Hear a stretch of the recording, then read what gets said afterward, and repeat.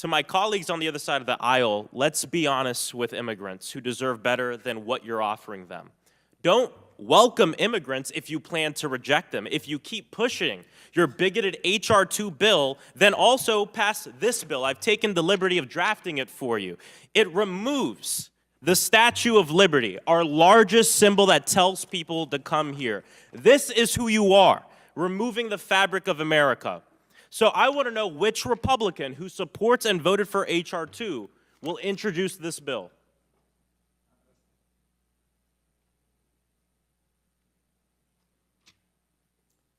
If you're going to support H.R. 2 and these bigoted measures, the least you can do is not be a damn liar. It's amazing to me that just in a few years' time, it's now considered misinformation to talk about the Nazis in Ukraine. This is an extremely concerning situation. I don't think anyone in the United States government, Americans, do not support actual Nazis or white supremacists. I know I certainly do not.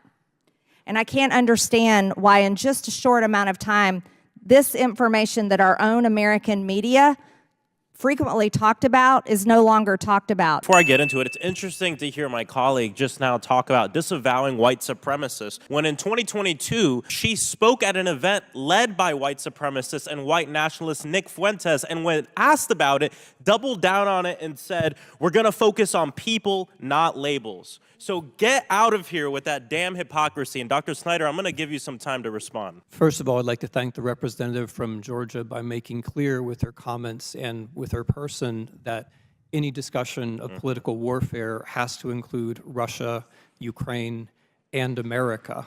She's just demonstrated that point, I think, very powerfully. Collectively, American undocumented immigrants pay an estimated $11.64 billion in state and local taxes every single year. And the average undocumented immigrant has been living and contributing to the economic success of our country for between 10 and 14 years. These are folks who are literally putting more into our system than they're taking out because they're undocumented. These are our friends, our family, teachers, substitute teachers, people who work in the medical field, people who work in hospitality, our neighbors. My family. Mr. Beer, how might white supremacist falsehoods about an invasion put immigrant communities in danger? Look, we've talked about this before. We've seen the El Paso shooter manifesto, the Buffalo shooter. You go to Charlottesville, you saw what happened there.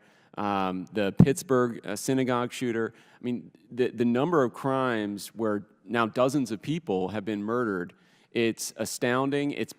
They are saying what's motivating them. It's this idea that these people are invaders and therefore they can be responded to with military-style force.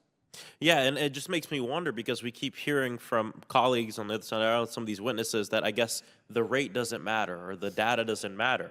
And what really matters are the families and the victims, which I 100% agree with, but then they completely disregard the families and victims of immigrant communities because of the hateful rhetoric that they are pushing. Thank you, Mr. Chair. Since the beginning of his campaign for president, Donald Trump in 2015 has been consistently propagating hateful extremist rhetoric about immigrants, including falsehoods depicting all Mexican immigrants as criminals, as drug dealers, and as rapists.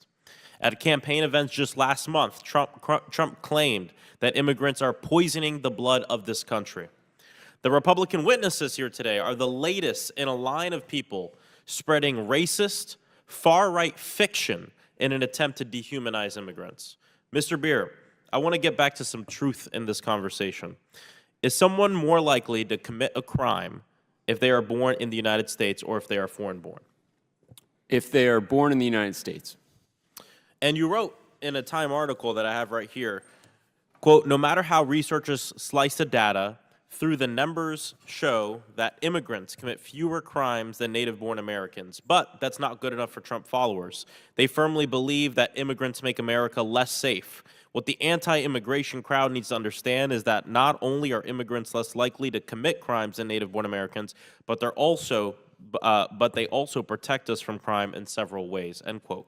And you're 100% right in that. Several studies show that immigrants are 46% less likely to commit a crime, and that in communities that have had an influx of undocumented immigrants, crime actually goes down.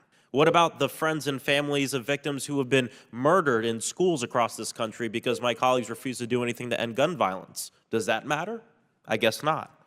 We've already seen how this hateful anti-immigrant rhetoric has been taken up by bad actors to justify horrific violence that against everyday Americans. And for example, when a gunman walked into a Walmart store, killing 23 people and injuring another 22.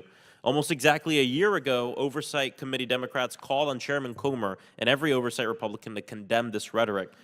Mr. Chair, I ask unanimous consent to enter into the record a letter dated March 6, 2023 from Ranking Member Raskin to Chairman Comer, yet again inviting you to condemn white nationalism and white supremacy in all forms, including the Great Replacement theory. Thank you, Mr. Chairman. So, since Republican politicians have no plan to address the real issues of this country, low wages, high prices, etc., their leaders at the highest levels have dipped into the fascist playbook to blame communities and to blame minorities and to blame immigrants for the issues that Americans are facing.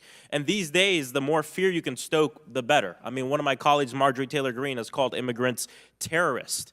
And many on the right take their cues from their top leader, former President Donald Trump. From 2015 to just this past Monday night in Iowa, he has used fear and racism to spread false narratives. He said that immigrants are, quote, poisoning the blood of our country, end quote, echoing the same language used by Hitler to describe Jewish people. Mr. Beer, why is it grossly incorrect to paint immigrants as criminals, and why is this rhetoric not only false, but dangerous? Look, U.S. Census Bureau data is quite clear. Immigrants are about half as likely to be incarcerated in the United States as others. If you look at the illegal immigrant population as we have at the Cato Institute, it's, again, it's about 30% less. And that includes all the people that we're putting in cages just because they're immigrants. So it's not true that they're more likely to end up in our criminal justice system, burdening our courts and our police. And also, if you look at area studies that look at what happens to crime rates when an infusion of immigrants comes in, we've seen during the 1990s, especially when you had this huge wave, far exceeding anything that's happened recently, of immigrants come into major cities. There was this rebirth in the economy in those areas. They started businesses, they rejuvenated the communities, filled vacant housing, and that brought crime rates down as well. So there are multiple mechanisms by which immigrants reduce crime and make for a more secure community. Of course, thank you. Mr. Beer, are you familiar with stochastic terrorism? Stochastic terrorism is to provoke random acts of ideological motivated violence that are statistically predictable. Last year, a gunman murdered 23 people and injured another 22 in El Paso, Texas, using the same rhetoric of invasion and the Great Replacement theory that we hear from Donald Trump and many leaders on the right. Mr. Beer, what's the point of stoking this type of hate towards immigrants? Look, there's only two reasons why you use the word invasion. The first is you want to justify violence against them. Otherwise, you'd say it's a violation of the law, it's illegal, you want a law enforcement response. Invasion calls for a military violent response to these people. The second reason is to invoke invasion under the constitutional clauses in which that is used. There's two. One, states can respond to an invasion unilaterally. We know what an invasion under the Constitution means. James Madison said an invasion is an act of war. So we know what a real invasion is. We know the difference between people coming to serve us and work for us versus an act of war. So this language fuels a lot of these hateful, violent acts we've seen. Oh, absolutely. So I just hosted a roundtable in my district because my constituents are terrified about the talk that's going on up here. An amazing community leader and pastor, Father Jose, brought up a really good point that migrants don't just want to come here. We told them to come here. And Mr. Beer, the Statue of Liberty, situated next to Ellis Island, an iconic American symbol, reads, "Give me your tired, your poor, your huddled masses yearning to breathe free. The wretched refuse of your teeming shore. Send these, the homeless, tepid tossed to me. I lift my lamp beside the golden door. Thank you so much, Dr. Snyder. And, you know, this hearing was put together to talk about political warfare, and it's strange because a lot of my Republican colleagues seem to be pointing a lot of fingers, but not at Vladimir Putin and not holding him accountable. I mean, even top-ranking Republicans are having enough of it. Michael McCall said, quote, "I think Russian propaganda has made its way into the United States. Unfortunately, it's infected a good chunk of my party's base," unquote. We just heard some of that right now. Republican Michael Turner, chairman of the House Intelligence Committee, quote, "We see directly coming from Russia attempts to mass communications that there are anti-Ukraine and pro-Russia messages, some of which we even hear being uttered on the House floor."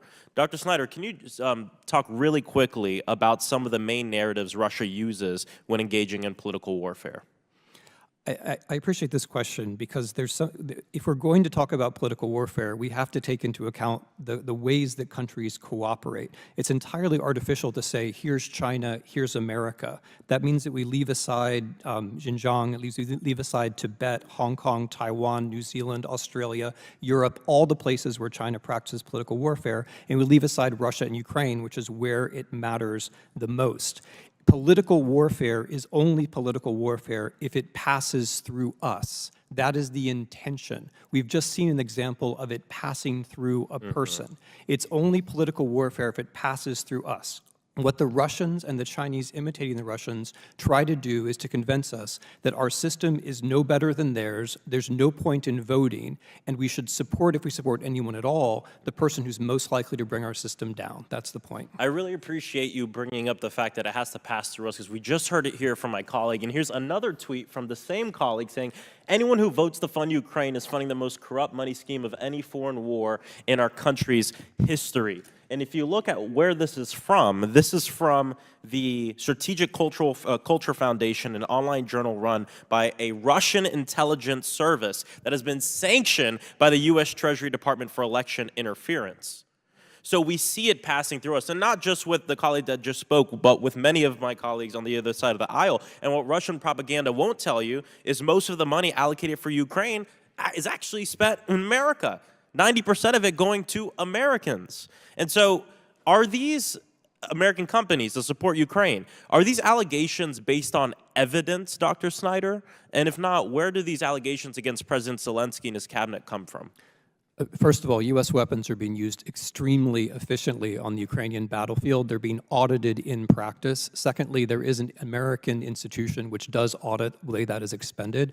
Third of all, you're quite right. What the allocation of usually weapons that are about to be decommissioned anyway to Ukraine means is that we spend more on modern weapons inside the United States, which is why the defense industry is generally in favor of it.